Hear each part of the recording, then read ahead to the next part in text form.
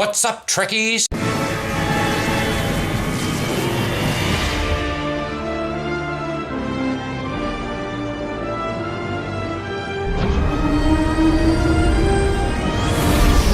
Hi, so we don't... I'm irritated. It's November 28th right now, and we don't have any information. Aside from the Miracle Worker Mega Bundle card is coming to console, which is quick. It's good that things are getting really close together so that I can start, putting information out, and then like 1 or 2 weeks later, it's probably even further back than that. Might need to go check my videos. Miracle Worker Super Bundle was posted as a video for me 10/17. So 6 weeks? That's that. I mean, it's pretty much 9 ships. They're all cruisers. They just have that little tweak otherwise, and they have Commander Miracle Worker, Commander Engineering / Miracle Worker, and Lieutenant Tactical, but one of them has a Science / Miracle Worker. So that's the Science one, the Daystrom class for Federation. And these just are so close to their Klingon counterparts. The Klothos for the Klingon, in case you're looking at buying one of these ships and you want, say, the Science one that's slightly different than the others. And then the Tebok is the Science-leaning one. I just going to put this here. All of them have plus 30 subsystem power, kind of divided up a little bit weirdly. So the Engineering Cruiser is plus 10 weapons, plus 10 shields, plus 5 engines, plus 5 aux. The Science-leaning one is plus 10 weapons, plus 10 aux, plus 5 engines, plus 5 shields. And the Tactical-leaning one, the Tactical Cruiser, I don't want to get that confused with the actual tactical cruisers, but this one is much more geared towards tactical officers or a more offensive weapons side of things, is plus 10 weapons and engines, plus 5 shields and aux. They have all the cruiser commands. They've got a slight tweak with your bridge officers and a slight tweak with your consoles. Other than that, it's like their actual console layouts. The actual consoles are so the consoles are ablative salvage pods, which I've already seen kind of flying around, and those are weird because you just get these little cubes floating out there, and it knocks off stuff, and as one of these vessels gets close to with that console, it'll pull it on and you'll get like armor bonus. I don't quite know it. Temporary hit points as you get close to them because you'll... It sounds really cool. The more you damage them, the more chunks you spit off, and that as you get close, you can pull that in and reinforce yourself. It's, it's weirdly, when they blow up, they leave a lot of them behind, so that's fun. I kind of wish I could use that on other ships, but I was tempted to buy this ship just because that sounds really cool. It also provides a passive boost to hull healing bridge officer abilities and then bonus earned experience. Now, this experience moves on to specialization experience once you hit level cap. And that specialization experience, once you're done with all your specialization points, will turn into... It's still specialization points, but when you fill the bar, you get dilithium instead. So, in the long run, since each of these consoles is plus 1% bonus experience, but when you have all three, that 3% moves to a 5%, it doesn't sound all that big a deal. When you get up there, you're earning experience and specialization points that much faster, which means you're getting, over time, you're getting your dilithium faster, because when you spill out all of your specialization points, it starts getting converted to dilithium. Plus, you get your specialization points faster. Delayed causality plating. While active, no damage will be sustained. However, once the effect ends, causality takes its due in a form of a deadly chronoton radiation that cannot be removed, but can be reduced by resistances. This grants a benefit of spreading out a potentially deadly spike of incoming damage over a much longer period of time, allowing you additional time to enact countermeasures, but destiny cannot be forestalled indefinitely. So, if you're already low on health, and you need, oh my god, then you can hit the delayed causality plating and you won't take any damage, but then you better heal yourself back up, because you're going to take that damage eventually as a damage over time. Also, maybe get some radiation resistance, because that'll help. It also provides a damage boost against exotic damage, and again, bonus experience earned. We've talked about this in this blog. Crimson Forcefield, originally intended to cripple weapon systems on a number of enemy combatants. Its final design also ended up having a debilitating effect on the enemy's ability to repair any damage the ship has sustained. And it comes with hull penetration skill and bonus experience earned.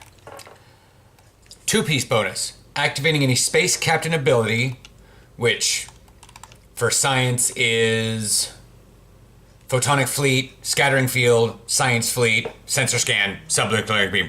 Wow, there's a lot of S's in there for science. Those work. I'm not sure if like ramming speed, fleet support, evasive maneuvers, brace for impact. I'm not sure those also qualify as captain abilities, but they're not your class captain abilities. So maybe. I haven't gotten confirmation on that. But anyways, that activating any of those will add plus 50 of one of the following for 12 seconds. Hull restoration, shield restoration, particle generators, impulse expertise, hull regeneration, shield regeneration, control expertise, drain expertise, weapon specialization, or weapon amplification. Kind of an RNG thing, but as long as you're using those abilities, you'll get a general boost over time. And sometimes you're like, oh cool, I got shield regeneration and I'm not taking a lot of damage. However, sometimes you're gonna get your exotic particle generators and your weapon specialization at the same time. Yeah, and the 3-piece collected knowledge reduces the recharge of those 3 consoles by a minute, which I think takes them down from 3 minutes to 2 minutes. And then replaces all the +1 experience passives from each console with a single benefit, which grants plus 5% bonus experience and specialization experience. So that's that. Starship traits, stay at your post. If current hull is above 50%, minus 10% recharge time on tactical bridge officer abilities.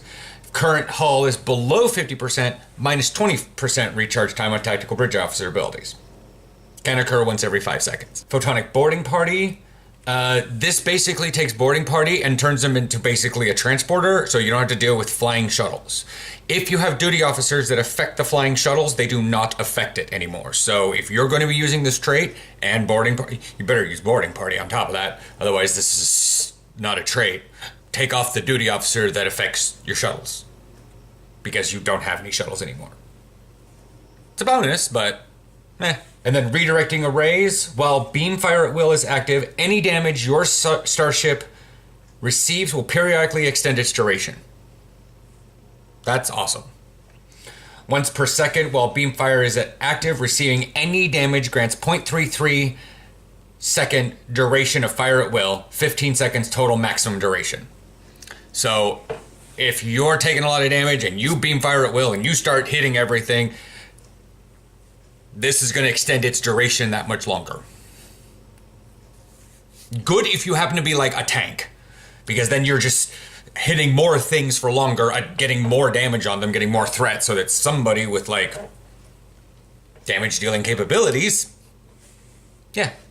That's pretty much the mega bundle. I'm not going to go over like the stats of each ship, just what was special. I did on that blog. And I guess that's for both consoles. You guys have unlocked the glass 4 on the newer colony. When you run forward, and there's the lady that gives you your 3 abilities, and you run this way, that platform on the bottom will have a glass plate on it. That's what it is. It's like 150,000 dilithium just for that. But like for PC, nothing. The pack sale is still going? Nope, not anymore. Literally their last news thing ended today. Hopefully we'll have some news, maybe tomorrow. I will chat with that later. If